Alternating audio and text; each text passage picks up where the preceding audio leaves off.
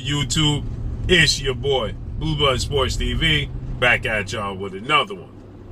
So, undefeated 3-division world champion, former undisputed junior welterweight world champion, currently the WBO welterweight world champion, who is widely considered by many to be the #1 best pound-for-pound fighter in the world, Terence Bud Crawford. He did an interview today with ESPN to discuss his upcoming showdown, highly anticipated showdown with two-time welterweight world champion superstar boxer Showtime Shawn Porter. So with that said, Terence Crawford, 37 wins, no losses, no draws, 27 wins by way of knockout.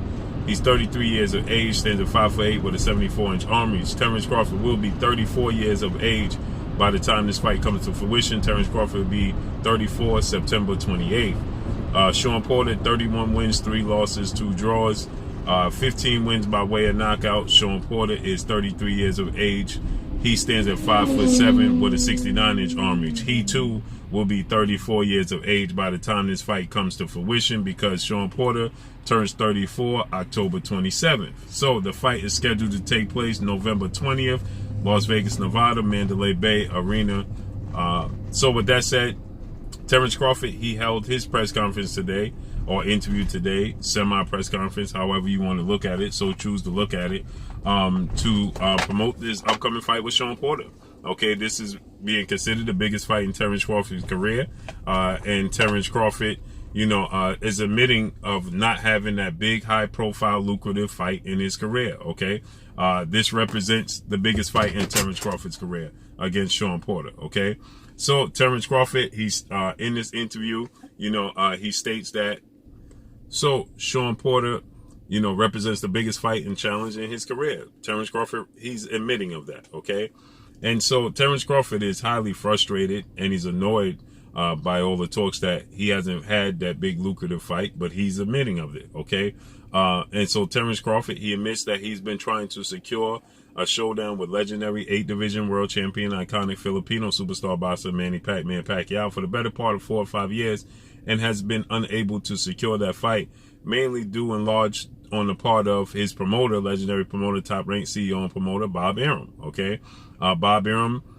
he has, prevented this fight from coming to fruition for Terence Crawford. And Terence Crawford, he admitted that. Okay, so with that said, Terence Crawford, he says, that he doesn't understand why it took so long for this fight to come to fruition between himself and Shawn Porter, because he had his sights set on Shawn Porter ever since not securing the fight with Manny Pacquiao. Well, it seems like Terence Crawford is not paying attention. So Terence Crawford, he states he don't know why it took so long for this fight to come to fruition, to materialize. Well, you can't look no further than yourself if you're Terence Crawford, because Shawn Porter, he stated back in August of 2020, right before and right after he fought Sebastian Famila in the Stay Busy fight during the global pandemic, one of the first fights back, he stated that he contacted Terence Crawford and he asked Terence Crawford, what's the possibility and the reality of them actually fighting? Are we going to do this? And he said that Terence Crawford, he told him, well, the thing is, I have bigger opportunities I'm looking to secure, meaning Manny Pacquiao. But if I can't secure those situations, then I'll revisit the possibility of fighting you. Now, Manny Pacquiao, he did admit that they were in negotiations at that point in time to have a fight in November. Okay, but Bob Arum, Terence Crawford's promoter, stated that he was looking for an investment group to put up the money for Terence Crawford Manny Pacquiao fight, and that they were unwilling, ESPN and Top Rank, to put up the money and run the risk of losing money, because like Bob Arum said, he loses so much money on Terence Crawford, he could build a mansion in Beverly Hills from scratch. So he don't want to put up the guaranteed purse for Terence Crawford and Manny Pacquiao to face off against one another. Okay, this is what Bob Arum stated. So there was an investment group fell through in November to put up the purses, the guaranteed purses for Manny Pacquiao and Terence Crawford to stage a fight in November. And Terence Crawford didn't revisit the possibility of fighting Manny Pacquiao. Instead, Bob Arum, he got frustrated, as Bob Arum stated that, he wasn't cooperating with looking for other opponents, replacement opponents for Manny Pacquiao, and one of them was former IBF welterweight world champion, British superstar boxer Special K. Kell Brook. Okay, and Terence Crawford was reluctant to put his signature on the contract to fight Kell Brook, but ultimately he did. And so Bob Arum, he stated in an interview that Shawn Porter is not worth more than $1 million guaranteed purse. He's not willing to put up more than $1 million guaranteed a purse for Shawn Porter. Nor was he willing to put up any type of big money for a fight with Terence Crawford and former unified welterweight world champion superstar boxer Keith one-time Thurman. Okay, Bob Arum, he stated this. He's on record as stating this. Okay, and so Terence Crawford ended up fighting Kell Brook. Okay, and so with that said, Shawn Porter was available, and Terence Crawford didn't, force the hand of Bob Arum and ESPN to make a fight between himself and and Shawn Porter. He allowed the opportunity to pass. Okay, and so fast forward, after that, he re-entered negotiations with Manny Pacquiao, and they were looking to stage a fight for June 5th of this year, 2021. Okay, and there was a reported investment group in Abu Dhabi that was willing to put up the necessary purses to stage the fight between Manny Pacquiao and Terence Crawford. The investment group fell out. Okay, when the investment group fell out, Bob Arum once again stated that he was not willing to put up the guaranteed purse for Terence Crawford and Manny Pacquiao. So he stated that we can definitely make this fight happen between Manny Pacquiao and Terence Crawford, but we don't see a way where we could get a return on our investment, so we are going to back out. And so therefore, Terence Crawford has been on the shelf since then. The important part to note is here. To note here is this, is that during this time, Shawn Porter was being placed on the back burner. And Shawn Porter, he then reached out to Terence Crawford when it looked like he wasn't going to get the fight with Manny Pacquiao. And Shawn Porter publicly put out and stated that the fans are hungry to see the best fight the best. Let's feed them. At Terence Crawford, at Bob Arum, at ESPN. Let's make it happen. And Terence Crawford responded publicly and stated, now you're testing me. Just stay on standby. And if things fall through, we'll make it happen. This is in April. Okay? March, April. Well, the investment group in Abu Dhabi, they fell out. They were no longer in the business. And Bob Arum made it clear he wasn't in the business, nor was Top Rank or ESPN, of putting up the necessary purses to make the fight between Terence Crawford and Manny Pacquiao June 5th. So it fell through. So Terence Crawford says that the plan B, if they couldn't secure Manny Pacquiao, was always Shawn Porter. But if that was always the case, and this fell out in March between you and Manny Pacquiao, why did the WBO, World Boxing Organization, have to step in and order you to negotiate with Shawn Porter and give you a 30-day window, or was going to a purse bid, in August?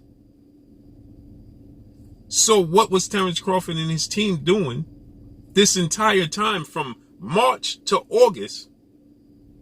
They knew they wasn't getting the Manny Pacquiao fight at that time, because May 20th, Manny Pacquiao and Errol Spence announced that they were going to fight each other August 21st. And we knew that since the investment group in Abu Dhabi fell out or dropped out of the deal with Manny Pacquiao and Terence Crawford, that Manny Pacquiao entered negotiations with 4-division world champion Mexican superstar boxer Mikey Garcia. Mikey Garcia, May 19th, stated that he had 2 offers from Manny Pacquiao, not to his liking, so he was waiting for them to send him a different offer, which they never did, because they then just went ahead and made the fight happen with Errol Spence Jr. So, for all this time, what was Terence Crawford said plan B if they couldn't get the Pacquiao fight was Shawn Porter. So, it begs the question, for 6 months, what was Terence Crawford and his team doing? If Shawn Porter was playing be all along when Shawn Porter tweeted out, let's make the fight happen between yourself and myself, and you knew at that point you wasn't getting the Manny Pacquiao fight, well then why didn't you start immediately directing your team and manager and promoter in the direction of negotiating with Shawn Porter? It took 6 months later for the WBO, who shockingly forced this fight to come to, force them to start to begin to negotiate. As Shawn Porter stated when the WBO ordered it in August, Shawn Porter said this was a shocker because Shawn Porter was the #1 WBO mandatory challenger for Terence Crawford, and then he was replaced by rising upcoming Mexican superstar title contender in Virgil Ortiz Jr., who was #2, and they reversed roles after Virgil Ortiz Jr. beat former WBO junior welterweight world champion turned welterweight title contender Maurice Mighty Mo Hooker. And they reversed the roles. But the WBO then ordered Shawn Porter and Terence Crawford to begin negotiating and gave them a 30-day window, and they had until September 2nd. So August 1st, I believe, or somewhere around that time is when the WBO announced this and gave them a 30-day window, which was September 2nd. Okay, so from March to August, what was Terence Crawford's team doing if you knew that you wasn't getting a Pacquiao fight, because Pacquiao was fighting Errol Spence? And then when Errol Spence was forced to pull out of the fight, they replaced Errol Spence with Cuban star boxer who was elevated to the WBA super champion after Manny Pacquiao had just been inactive due to inactivity after he beat Keith Thurman in July 2019. He had been inactive due to the global pandemic, and just overall due to his obligations as the Senate in the Philippines. Okay, so they placed him, WBA placed him as champion in recess, then elevated regular champion Yordenis Ugas to full champion, and then Ugas was supposed to be the co-main event, but he ended up replacing Errol Spence, and we know the rest is history. He got a unanimous decision victory over Manny Pacquiao, August 21st. But with that said, where was Terence Crawford this entire time? What were they doing? So for Terence Crawford to say that Shawn Porter was his plan B all along, it doesn't look like that. And then for Terence Crawford to say he finally cornered a PBC, Premier Boxing Champions fighter, that now they'd be forced to fight him. Well, he was always the second, the best, the next best option. Well, then why wasn't you negotiating with Shawn Porter, and why did you still tell Shawn Porter when you knew it was looking shaky with Manny Pacquiao to just stay on standby, and now you're testing me? Doesn't sound like he was always your plan B. Doesn't sound like they had a plan at all. And Shawn Porter, initially when this was being talked about or even being mentioned between Terence Crawford and Shawn Porter, Terence Crawford was the one that came out and he stated that they have a close friendship and that he would not be forced into a fight with Shawn Porter unless they agreed to a fight. Shawn Porter uttered the same sentiments, but eventually Shawn Porter, he stated that it started to materialize in his mind that this fight could actually be, you know, a mega fight for both and an opportunity for both after the fans continued to call for it, and then the boxing world started to pick up on it and just started to gain traction. And he said that Terence Crawford became his #1 option. Well, Terence Crawford, he stated that Shawn Porter, he wouldn't be forced into a fight. This would have to be a decision on the part of Shawn Porter and Terence Crawford. Well, if that's the case, then now Terence Crawford is saying they are not friends, they weren't friends, and that now Shawn Porter is the enemy. So if he wasn't your friend and he was always your plan B, then why, since August of 2020, haven't this fight come to fruition? And why haven't you put your best foot forward to force your promoter, Bob Arum, and everybody else to your management team to negotiate a deal with Shawn Porter if he was always plan B, if he was always the next best option? If he was always the next best option, this is where the confusion comes in when you're dealing with Terence Crawford, because if Shawn Porter was always the next best option, and we know the biggest fight in the sport of boxing that being talked about is Terence Crawford versus Errol Spence, undefeated unified welterweight world champion superstar boxer who is widely considered by many to be top 3 best pound for pound fighters in the world. Well, Terence Crawford did an interview with Max Kellerman and Stephen A. Smith in which he stated that Errol Spence was not the best fighter in the welterweight division, right? And the man to beat was Keith Thurman. in the division, and that's the fight he always wanted. So how come Terence Crawford was not pushing and forcing the hand of Bob Arum and his management team to make these fights happen? If Keith Thurman was the man to beat, why wasn't you pushing for this fight? When Manny Pacquiao fight was not available, why weren't you pushing for a Shawn Porter and Keith Thurman fight? Why did you sit on your hands and let your promoter tell you that these fighters are not worth $1 million? So he was unwilling to negotiate. With the same thing he told about Manny Pacquiao. So Terence Crawford allowed Bob Arum to not want to fund the money for Manny Pacquiao, a fight you've been seeking out for the better part of 4 to 5 years. You allow Bob Arum to not negotiate with Keith Thurman and Shawn Porter, but you're placing the blame on them for this fight not happening. And now that the fight with Shawn Porter is happening, when Terence Crawford was the first person to say that he would not be forced in a fight with Shawn Porter because of their friendship, now he's saying that they're not friends and that they're enemies, and Shawn Porter has always been the next best option if Manny Pacquiao wasn't available.